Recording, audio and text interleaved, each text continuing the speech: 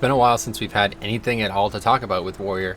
It's kind of strange because they're definitely the tank that had the biggest power swing coming out of BFA for obvious reasons. But I don't actually know the last time there was any real news or anything to cover on Warriors. So hopefully this is good news for a lot of people. I don't actually, like Warriors now, especially this expansion, the spec I know the least about.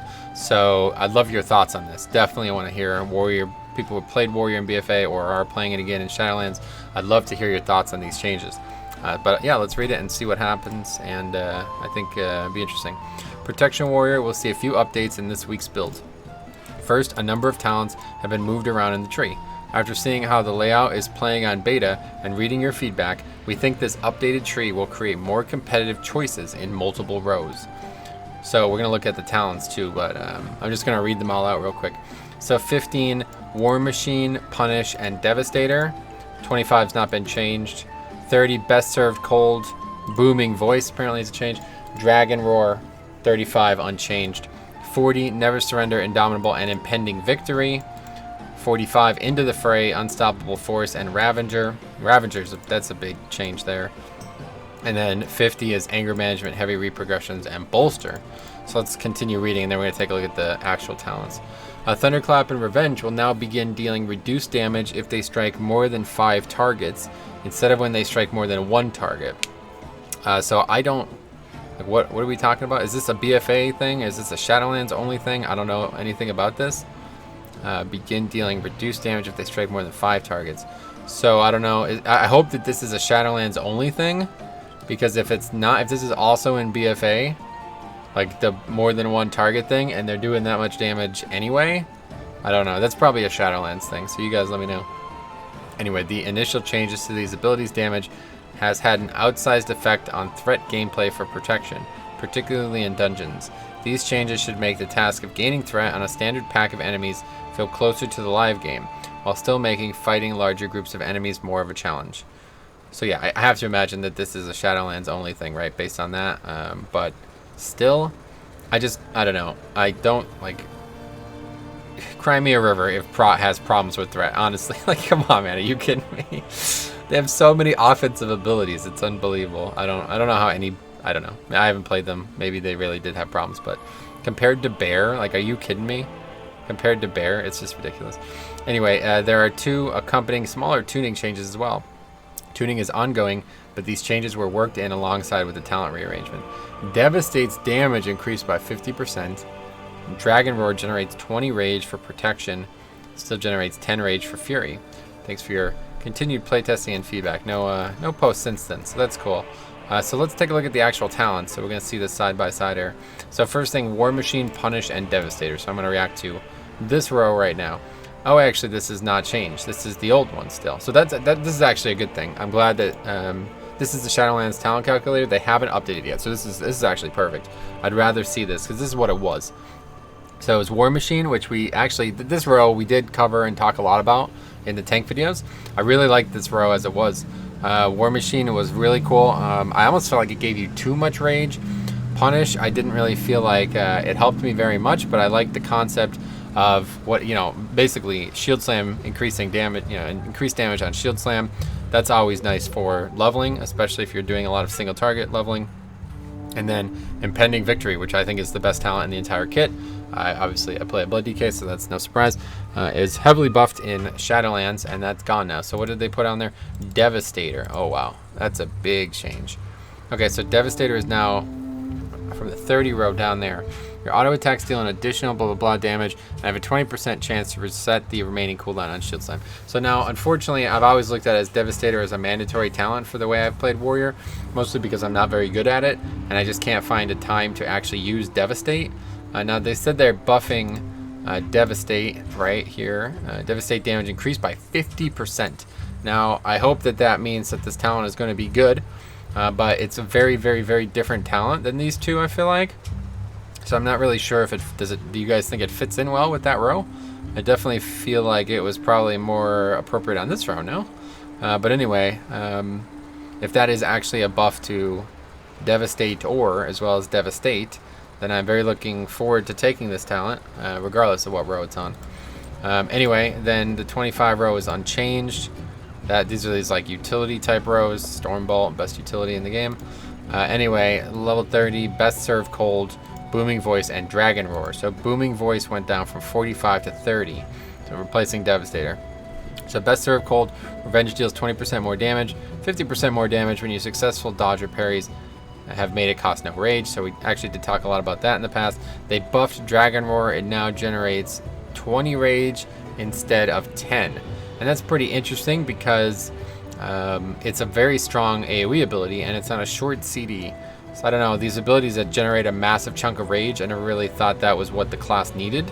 But it is what the class had come to rely on, so maybe that makes that talent more interesting. But instead we get Demoralizing Shot also generates 40 rage and increases the damage you deal to affected targets by 20%. So now that that's on this row, isn't this just objectively, like, numerically better than Dragon Roar? What, you don't, does Dragon Roar actually do more damage than maybe on a single target it does? I don't really know. 20% more damage with every spell. For how long? I don't know how long. 10 seconds or something? Dragon Roar. I mean, I don't know. If this is, one of these is just better, right? Aren't these the same type of talent? And one of them will just be better? I mean, first of all, Demoralizing Shot, what's the actual CD on that? You know, unfortunately, I don't actually know that, so I feel like, yeah, I don't know. We'll see. I guess actually maybe what they're looking for is Dragon Roar does more damage but generates less defense, and Booming Voice does less damage. I mean, it doesn't really do that much damage. It's only 20% damage increase for however long, but it generates way more defense, right? So maybe that's the balance they're looking for. Anyway, 35 is unchanged. Again, another utility type tier. And then 40, Impending Victory has replaced Booming, no, has, oh wait, what did it replace? Indomitable? Wait, what? No, Indomitable's there. So it's Never Surrender, Indomitable, and Impending Victory. Bolster, oh yeah, replace Bolster, okay. So Never Surrender, Ignore Pain prevents 40 to 100% more damage based on your missing health. This talent I never liked the idea of this. I always thought this was a bad talent. You know what this is from? This is from Diablo. Ignore Pain is obviously a mechanic that came from Diablo 2, and Diablo as well, that is. And I always felt like this doesn't work this way for warriors. Like, this is not a talent that works for a tank. Well, I don't believe it does. But yeah, maybe it's good. Indomitable though, this feels like an incredibly good talent right now. Your maximum health is increased by 10%, and every 10 rage you spend heals you for 1% of your maximum health. So this is another talent that I think I'm just going to take 100% of the time, typically. And then unfortunately they put Impending Victory on that row. So now we have a talent that I don't think I'd ever take, a talent that I'd love to take every single time, and then Impending Victory, which I think is mandatory for me, at least the way I play. So this is actually making me like Warrior less, these changes. Impending Victory is a talent that after they buffed it, I look at it as one of the true redemptions for Prot Warriors in Shadowlands. It's really powerful, and it has a big impact on your health pool, especially when you're doing soloing type of content like Torghast and stuff. Really, really, really powerful, and the fact that I'm basically losing Indomitable for it, I don't know, I'll be interested. Obviously Indomitable is going to be better for raiding, I'd imagine, but Impending Victory seems so good for 5-mans and any content where you can actually get the procs, whatever, the killing an enemy procs. It just seems so good, so disappointed with that. And then they moved Ravanger into this tier and swapped Bolster out. So Ravanger throws a whirling weapon at the target, dealing physical damage and generating rage each time it deals damage. So I used to give parry, it does not anymore. 45-second CD. I know they made some changes to Ravanger. I believe we covered that in the past. Maybe not actually, but either way, this is not, this spell has been changed, and I guess it was pretty dead on that row, but putting it down here, what is it supposed to be? Yeah, so just Booming Voice they got rid of, right? So yeah, Into the Fray, Unstoppable Force, and Ravager.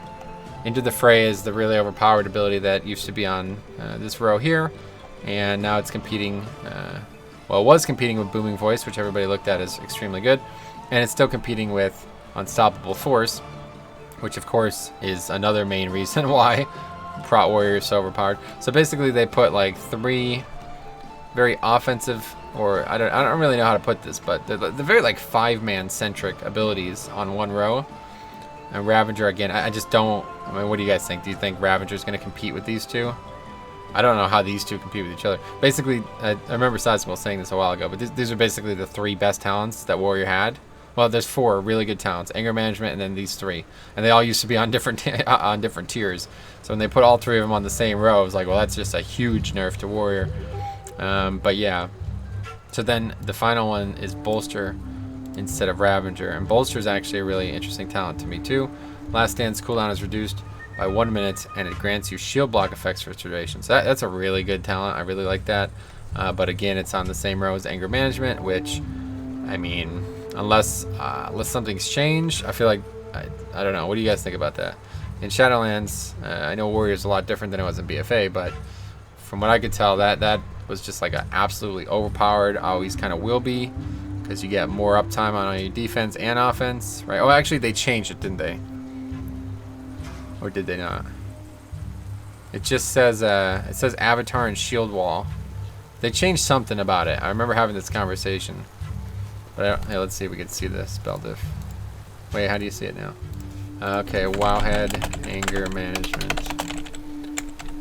Because they definitely changed something about it, and oh, that's classic, great. That's hilarious. Anger management classic. I could see why you would need it. Anyway, yeah, here's the spell change. Okay, so in 8.0, Avatar. Oh wow. Okay. Oh my God. I see the situation now. Avatar, Last Stand, Shield Wall, and Demoralizing Shout. Now it's just Avatar and Shield Wall. Wow. So yeah, Demoralizing Shout probably was up like all the time, and with Booming Voice you'd have, yeah, okay, I can see why this class was so overpowered. Anyway, so what do you think about these? I guess this last row will be more competitive now with Bolster on it. I don't know. This is what I want to hear from you guys. What talent would you pick in every row? Hopefully by the time you watch this video, the talent calculator will be updated, so you can just look at it yourself and tell me, this is the talent I'm going to pick, this is why I'm going to pick it. That would be the ideal feedback you can give me. Otherwise, just leave your general thoughts. But this is, yeah, kind of just an intermediary discussion about Prot Warriors. We'll be back, hopefully talking about more tank stuff coming soon, but I'm really surprised to see these changes. Honestly, like I said, Warrior has been kind of not talked about or changed at all for a while now, so